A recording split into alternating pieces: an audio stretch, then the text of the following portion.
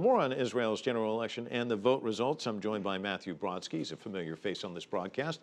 Also a Middle East expert, senior analyst at the consulting firm Wiki-strat. I saw one analyst say today that the only surprise in Israeli elections is if there isn't a surprise. So this one obviously had a fair share. Netanyahu declaring a great victory for the Likud party, strong showing. Are there more surprises in store? Obviously, you have to cobble things together. What's your sense of what's likely to happen? Well, as you said, any surprise could still happen. We're still waiting for the results of the next bit of numbers to come out, which would indicate that 60% of the votes are counted. Right now, we have the exit polls. The exit polls certainly show a surge for Likud. Basically, Likud and Zionist Union, the two main parties, Herzog, Netanyahu, they both outperformed what the polls said they were going to do in the last polls that were taken on Friday. The difference is that by almost a 2-to-1 margin, Likud improved all the more so over Zionist Union. So this puts them with 27 or 28 seats or tied. The difference is the path to creating a coalition, 61 seats, the magic number, and 120 seats in the Knesset. They have a much easier path to get there, so that the conventional wisdom had been that even if the Zionist Union, if Herzog came out ahead by even up to 4 seats, he would still probably have a harder time. Well, now when you look at the math and you look at the numbers and you look at who the parties are that one would have to build a coalition with, it's really, really difficult, barring something very surprising or drastic, as you say, from happening. It's really hard to see the path for Herzog to a functioning coalition government.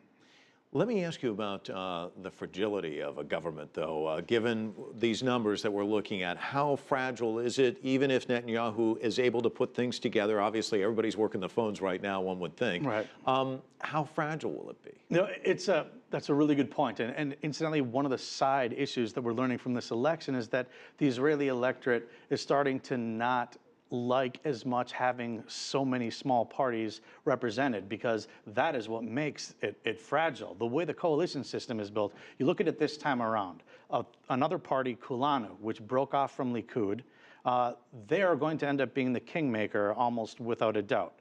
And when they're given a kingmaker status, they're the ones who would join a coalition, and they punch way beyond their political weight. Now here, Netanyahu had already offered before the elections the finance minister portfolio to the main character there. He is an important person in finance and in communications. So the main issue there is that in the horse trading that comes now, this is when a lot of the ministers and portfolios are given out in that way. It's not like the United States where you are given, a president wins, he selects his cabinet, it's whoever he wants there.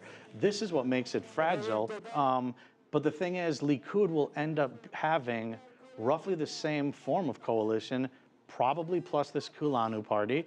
The pathway for Labor or the Zionist Union, that would have to include, at this point, they would have to take Kulanu away from Likud, which is naturally where they are, and they would probably have to make a pact with the Joint Arab List, which is 13 seats, actually now the third biggest party.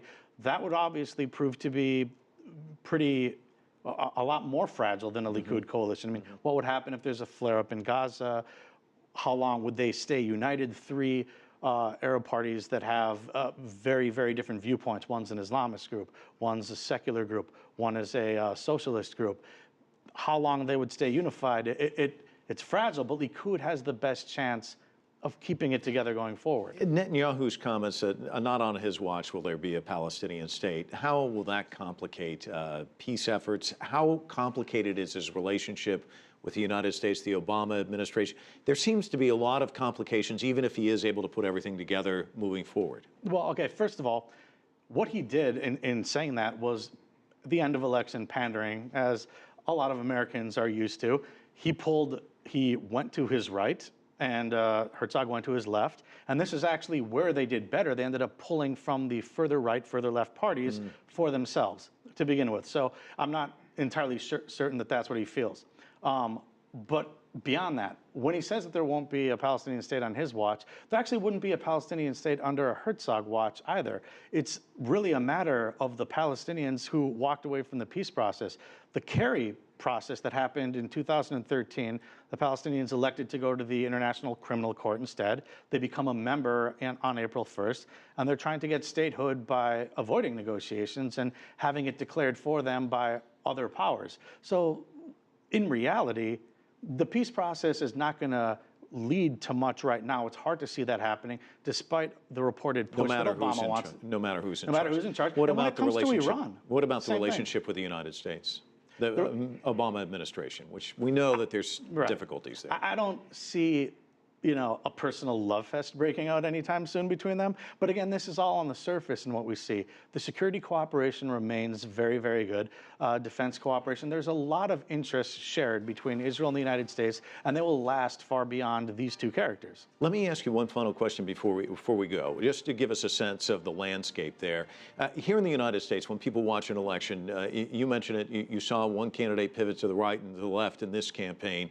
And in the United States, they move more towards the center. Is that likely to happen in Israel, or is Netanyahu more likely to stay over here because he's got to cobble together perhaps people who are to the right? Interesting, and that's exactly what happened, and the polls got wrong. There was, in the last few days since the last polls Friday, was the shift to the center. Because you had Netanyahu and Likud, which is center-right, pull from the further right parties into his coalition. Same thing happened with Zionist Union. So they are actually moving to the center. This is what is going to happen. Netanyahu, already a known quantity. The parties that he would align with, if he ends up making the coalition, we already know where they stand. So the negotiations wouldn't be very surprising. So they moved to the right to siphon off the votes, but they brought them actually from the further right and the further left toward the center, and that's more or less where they're going to stay. You're going to see remarkably same type of thinking when it comes to foreign policy that we saw before if Likud and Netanyahu is leading. And he'll be here after Obama then leaves office. That's right. Matthew, thanks so much. Great insight. Appreciate it.